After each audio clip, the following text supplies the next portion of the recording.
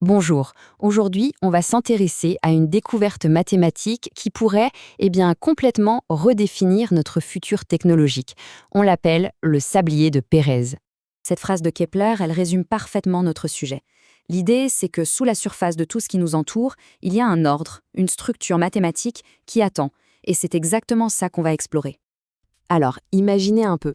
Et si un motif mathématique super connu, un truc que des générations de maths ont étudié, s'il cachait en fait la moitié de son histoire? C'est de là que tout part. Alors, c'est quoi ce jumeau caché?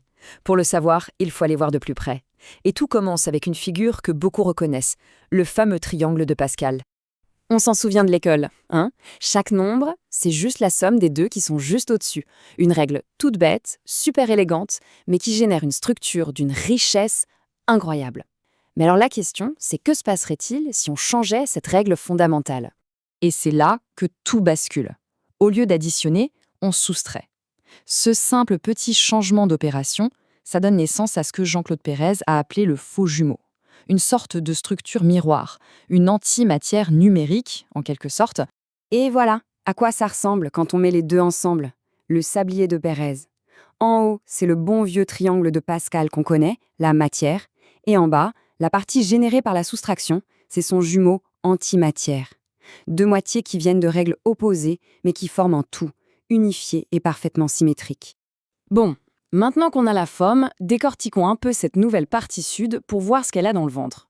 Parce que c'est là, dans cet hémisphère sud, que les choses deviennent vraiment intéressantes. Loin d'être juste un bazar de nombres négatifs, cette structure est en fait incroyablement ordonnée. Chaque rangée contient des informations, des codes mathématiques profonds qui étaient là, sous nos yeux, et qui attendaient juste d'être découverts. Alors, c'est quoi ces codes? D'abord, on y retrouve des suites mathématiques super célèbres, comme la suite de Fibonacci qui apparaît dans les diagonales. Mais il y a aussi une séquence bien moins connue, mais tout aussi fondamentale, la suite de Lichtenberg. C'est une série de nombres liés au fractal, à ces structures qui s'auto-organisent. Le fait de trouver ces suites là-dedans, ça prouve que ce n'est vraiment pas un hasard. Pour que ce soit plus clair, prenons un exemple concret. Voici la rangée 18 de l'hémisphère sud. On a des nombres positifs, des nombres négatifs. Ok, maintenant on va se concentrer uniquement sur les nombres positifs qui sont à l'intérieur. Donc on oublie les bords. Il nous reste 4, 22 et 16. Et si on fait la somme de ces nombres, 4 plus 22 plus 16, ça donne 42. Et attention, 42, ce n'est pas un nombre au hasard. Pas du tout. C'est exactement le nombre de Lichtenberg qui correspond à cette rangée. C'est la preuve géométrique d'une séquence qui a quand même 250 ans. Cette structure, elle n'est pas juste belle à regarder. Elle obéit à des lois mathématiques d'une puissance assez remarquable. En fait, il y a deux théorèmes, deux règles fondamentales qui la gouvernent de A à Z. La première règle, qui vient du théorème 7, c'est l'unicité parfaite. Alors imaginez qu'on plie chaque rangée de la partie sud en deux, pile sur son axe central.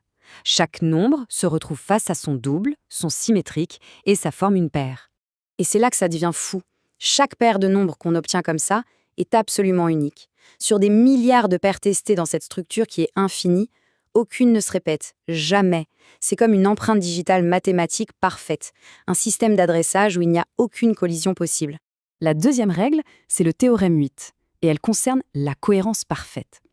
Ce qu'elle dit, c'est que les deux moitiés du sablier, le haut et le bas, ne vivent pas leur vie chacune de leur côté. Au contraire, la croissance de la partie matière au nord prédit et gouverne directement la croissance de la partie antimatière au sud.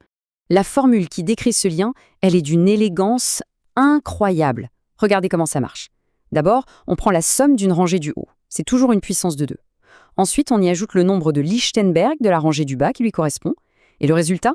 Il nous donne, avec une précision parfaite, le nombre de Lichtenberg qui va apparaître 2 rangées plus bas. C'est une cohérence prédictive totale. Bon, tout ça c'est bien beau, mais en quoi c'est si important? C'est important parce que ces propriétés mathématiques parfaites, ce ne sont pas juste des curiosités. C'est un véritable plan de construction. En fait, ce sablier nous offre un modèle, une architecture, pour construire des systèmes d'une perfection et d'une solidité qu'on pensait tout simplement impossible à atteindre. Voyons un peu les applications possibles. D'abord, la cryptographie.